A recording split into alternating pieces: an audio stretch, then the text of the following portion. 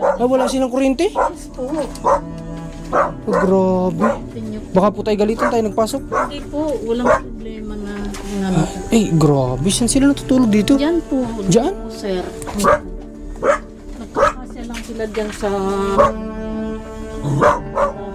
Parang pinagawa lang pala sila dito ng bahay-bahay, ano? Po. Bali, ano sila, caretaker ng ano, pag sinasama nila. Yun yung pinakang rason nila bakit sila naglipat doon. Bali, doon lang po mag-aaral yung aking kapatid. Gaano na sila dito na sa tingin mo katagal na naninirahan? Ba, parang naka 6 years na daw, sabi niya. Guys, welcome back sa channel na ito ni Commander. At ngayong araw, tinan nyo, napakaganda naman talaga ng panahon. So, hindi natin sasayangin yan kasi kung yung maulan nga, eh sumasabak tayo sa ulan para lang makatulong. So, ganito pa kaya kagandang panahon. So, hindi natin sasayangin. So, ngayon, pupunta tayo sa bayan po ng Rosario, Batangas. Doon sa, ano ba yun? Ano bang bayan yun? Tubigan, Rosario, tama ba ko? Basta something na ganun sa Tubigan yata. So mayroon kasi sa atin guys na inilalapit doon at yun, base sa background, syempre before kami pumunta, inalam mo na namin yung konting background na pupuntahan namin. At sinasabi nga na yung daw kong bata ay gustong makapagtapos ng pag-aaral, pero dahil nga sa kakulangan ay nahihirapang makapagtapos. Although siya daw ay sinasabi niya na siya ay mahina ang pag-iisip sa pag-aaral, pero gusto niyang makatapos. May pangarap itong bata guys, kaya gusto ko siyang mapuntahan. So ito yung ano niya, address sa Namuco, Tubigan, Rosario, Batangas, Purok Puno. So wala po, hindi man ito lumalabas sa ano, hindi lumalabas sa ano namin yung Purok, hindi lumalabas sa Google Map namin, pero tiyagaan namin itong hanapin guys. Kahit ilang oras pa yan, basta mahanap natin ngayon. Wag lang tayong sanang mahuli. Kumbaga abutan pa sana natin na nandoon yung bata, kasi ang pagkakabalita ko umaalis-alis tong bata. So tara, samahan niyo na kami ngayon at samantalin na natin tong panahon. Tara pa. Underneath the western sky, and whatever will become you and I.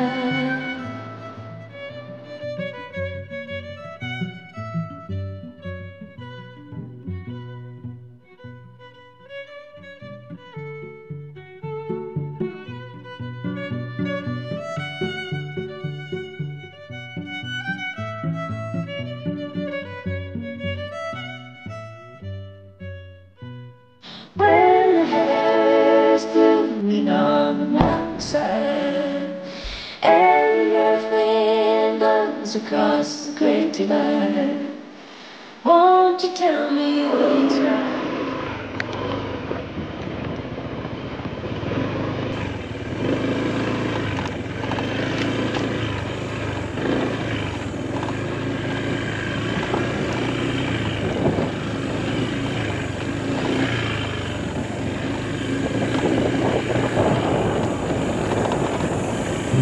Medyo nahirapan nga lang kaming hanapin ang lugar na ito dahil umabot din kami ng halos mahigit 1 oras bago namin narating ang lugar na ito.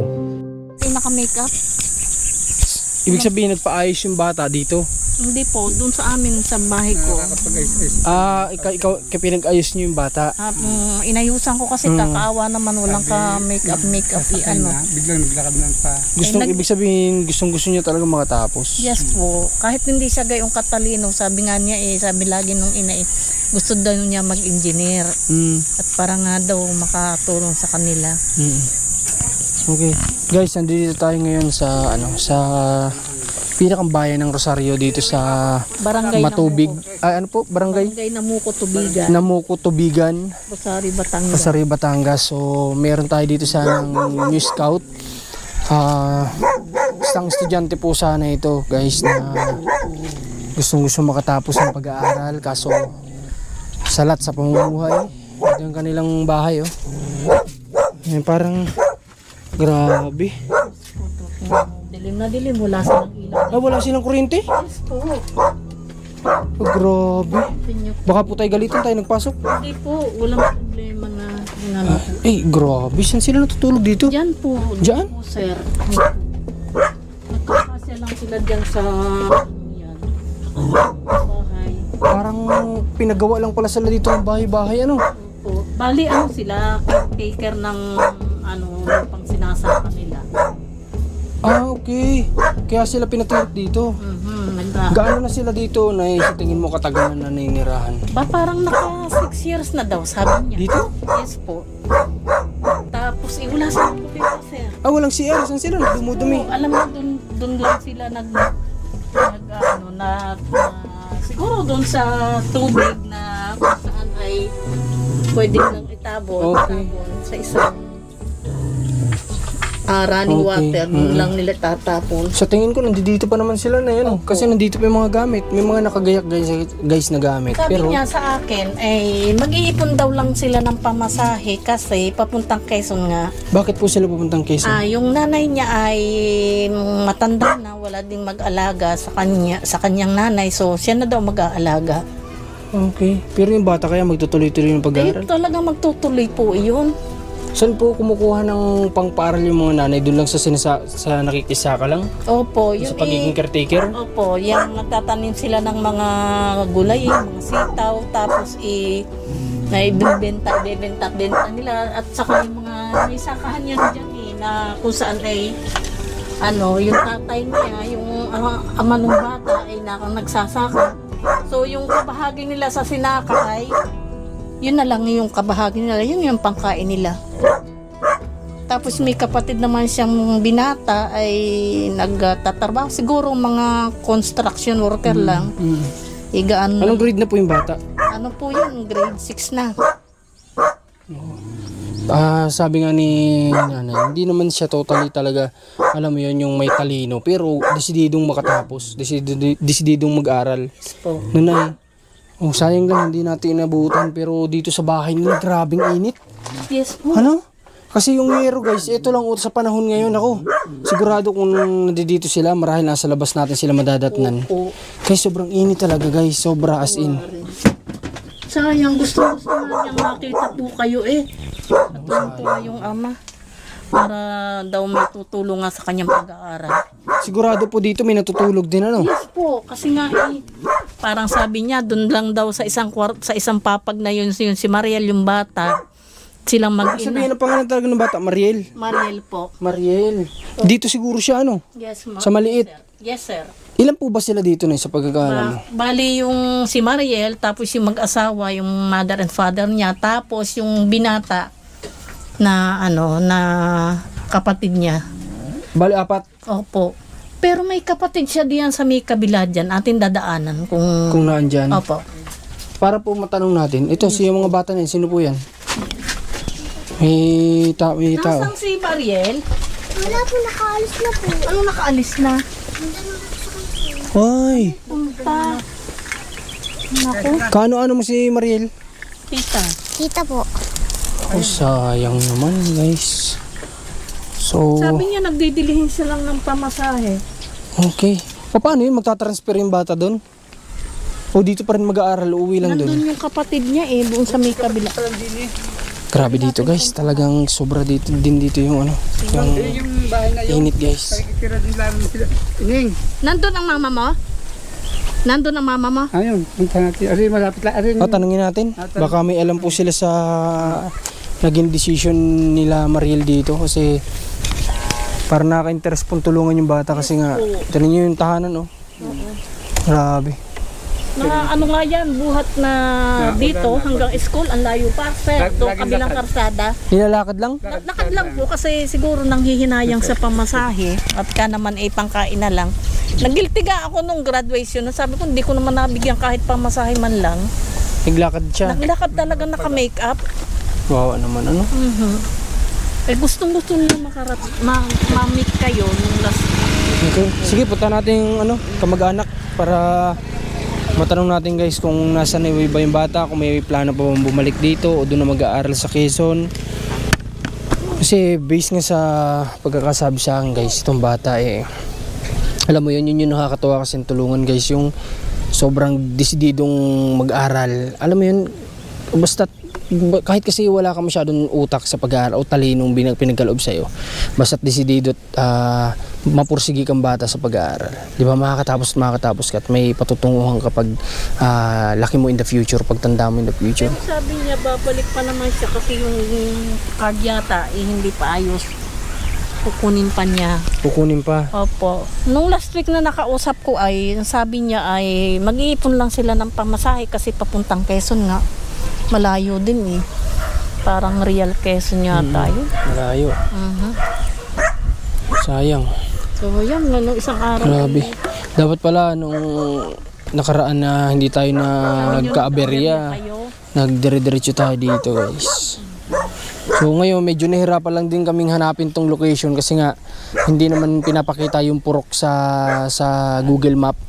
Kaya ang hinanap lang, pinagtanong-tanong namin hanggang sa, yun parang ginagawa namin hanggang sa makarating sa location, tanong ng tanong. Ayan, at naituturo naman ng tama kung saan tayo papunta. At ayun nga si nanay na siya yung nag-message din sa amin at siya yung napuntahan namin yung bahay at sinamahan nga kami dito. Pati yan, nay, sinasaka nila yan? Hindi. Ang alam ko ano siya, caretaker nga po, pinagbabantay ng sakahang yan. Kunyari ay aanihin na, di i-harvest nila ang palay. Ibig sabihin po niyan, nay, sa tingin ko may naiwan pa rin dito. Kasi may aso, nandiyan pa yung mga gamit. Yes po, babalik daw sabi niya babalik din naman. Kasi kung sila po lahat ay umalis na, paano po yung aso na yun dyan? Kaya nga po.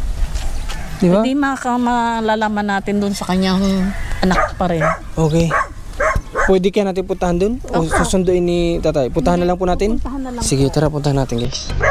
At medyo nang hinayang lang din kami dito dahil nga hindi namin inabutan ang batang ito.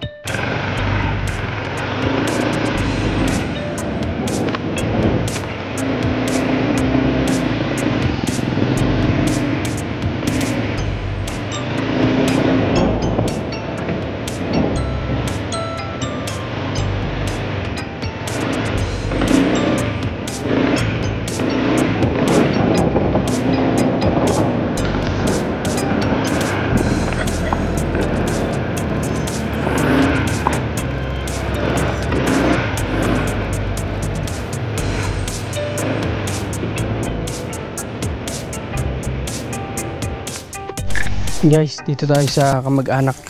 Tanungin natin kung anong nangyari. Ang daming aso.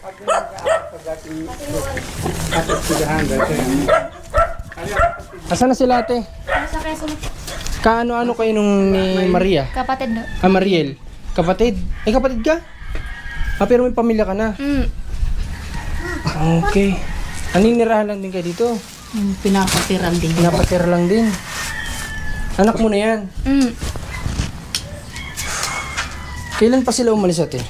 Martes po ng hapon. Martes? Di noon pa pala. Ibig sabihin kahit pala pumunta kami dito nung nakaraan, di na rin kami aabot. Hindi, ito lang po Martes itong linggo na aray. Ito. Ito lang ano? Okay. Martes.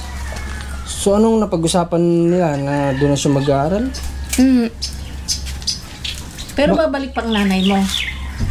Hindi kita friend ata sa para may conversation tayo.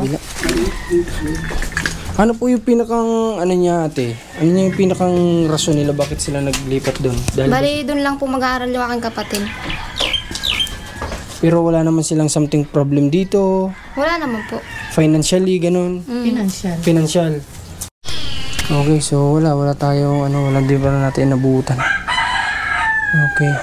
Pero kung sakali man na bumalik dito si Mariel, halimbawa may kukunin, may pwede niyo po kaming i-message. Yes po. Tapos mag-response kami kung papupuntahan namin siya dito. Yes, para kahit paano po makabigay din kami ng sa kanya. Yes po. Makausap namin. Yes po. Tapos mabigyan ng konting tulong kung doon na siya. Opo. Anay, ganoon na lang po gagawin natin kasi wala po, hindi natin nabutan. Yes po. Okay. So sige, ate. Kapag pumunta dito, sana masabihan mo rin sila, ha? Para po ma-message kami. Panganay. Ano pangalis mo ngayon? Ngayon na? Matagal po po bago pa baka sa katapusan pa nitong May. Bata, alis na din kayo? Saan kayo pupunta? Doon na rin sa Quezon. Ay, susundan kayo doon? Taga-ron ho kasi kami. Okay. Nakikipagsapalaran po, sir. Siguro nakipagsapalaran sila. Baka nakapagsapalaran kayo dito. Ano? Yun. Doon na ako kasi mag-aaral na rin ang aking bata. Okay. So sige, ganun na lang gawin natin. Nay, ha? Sige, salamat ate ha. Salamat din po. Maraming salamat, okay. Daan mo na sir, mag-inom muna. Sige ho, salamat ho. So, guys, ayun. Yung mission natin ngayong araw para dito sa Silently Commander ay ito yung nadat na natin. Nakalis na yung bata. So, sayang lang. At di bali, kahit pa paano makatulong tayo kapag bumalik siya dito. At i-message naman tayo nila nanay kung anong dapat nating gawin. So, kung dumating dito, punta agad tayo dito, abutan natin kahit pa paano tulong sa pag-aaral niya, like pambiling uniform, pambiling gamit, diba, sa darating na pasukan. Ganun na lang siguro, may tutulong natin kasi ako sa kwento nila, gusto ko talagang matulungan kami ni Commander. Gusto namin matulungan, na pag-usapan nga namin. Kaso nga lang, wala na tayong naabutan. Okay? So ngayon, siguro punta muna tayo dun sa pwede pa natin mapuntahan ngayong araw. Tara! Okay, at pinadaan tayo dito ni nanay sa kanilang tahanan para daw, kapag soft drinks daw tayo. Kala ko iwas ka na magsa soft drinks. Hindi, mas mahirap yung tumanggi, akahiya. Tara.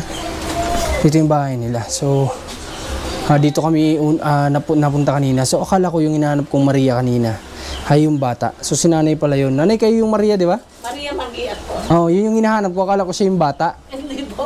Kasi kayo pala yun. Okay. Mainit. Sige po. Kasi siya Nay, sa kubo. di ba nabanggit mo sa amin na inaanak mo siya? Yes po. Ibig sabihin pala, Nay, kung inaanak mo si Mariel, dito siya pinanganak? Hindi po. Sila po ay O dito siya, dinala lang siya dito. as in batang bata pa talaga? Yes po, bata pa. Late pa nga siya nakaaral kasi nga hindi daw napaaral siya dahil siguro nga sa kakapusan sa financial. Makipagsapalaran po sila dito. Tapos matagal nga sila dito. Nasa sitwasyon nila nakikita ko, siguro minsan Yes po. kulang din sila sa pagkain, Yes po. Talaga po. Kasi nakita ko yung tahanan nila, tapos basta sinasabi niyo lang sila, caretaker lang, gano'n, nakikibantay lang na Yes po. Kulang din kasi ang kinikita sa gano'n. Tapos Naglalako-lako lang ng yung kumari ko. Naglalako-lako lang ng tawag doon, ng sitaw. naglalako lang ng gano'n. Opo. Maglalako-lako lang. Nagilty nga ako nung graduation. Ano ko, salamat po, Nagilty ako nung graduation nila matapos kong make-upan. Bakit ako'y lakad? Bakit? Ano po yung sabi niya nung gagraduate daw siya ay walang... Ala, gagraduate ako aayusan ako ni Ninang. Wala naman akong pambayad. Sabi niyang gano'n. Sabi ko, okay lang. Basta yun na lang yung pinakapag-graduate ko. Tuwan-tuwa naman siya nung maayusan kasi siyempre, nagnanais din yung bata na siya ay maganda. Guilty nga ako, may inaasikaso kasi ako, hindi ko man lang naabutan ng pamasahe. Akala ko naman, kung bakit naglakad, magbabantay lang doon ng tricycle. Ayun pala, Siyempre, hindi nyo rin naman alam kung siya may pera ng pamasahe. kaya masyado naman kako kung nagmamagaling. So makita ko andun na, sabi ng asawa ko, naglakad, naka-makeup, di Mauhulas. maaagdas na yung mga makeup. Wow, Hindi naman. Yung bata. Baka may picture si nanay ni Mariel. Pwede nating may ipakita sa camera natin. Marahil may picture si nanay. May gusto siya ipakita. Soft drinks, Mac? Hindi po.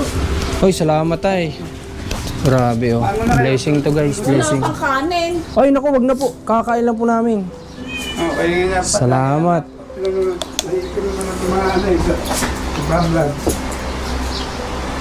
Ay, thank you, Lord. Sige po. Ay, mapakita ni nanay, baka may picture siya. Ano po ba itong bata na ibig sabihin napatigil siya, Opo, parang nalit ang pag-aaral dahil siguro nga kapos nga sa Sa financial. tingin niyo po, ilang taon na siya ngayon? Parang mga 12 na ata kasi 12 na? Yes po, parang gayon. Pag 12, di ba dapat? Pag 12, dapat First year na? Yes po. Late siya ng isang taon, parang ganun. Okay. Hanapin ko lang yung Sige, Nay. So, papakita ni Nanay yung picture kasi gusto ko rin makita yung bata. Hindi ko pa naman nakikita sa kahit picture man lang. No? At sa puntong ito nga ay tila bigo nga talaga kami sa naging lakad namin ngayong araw.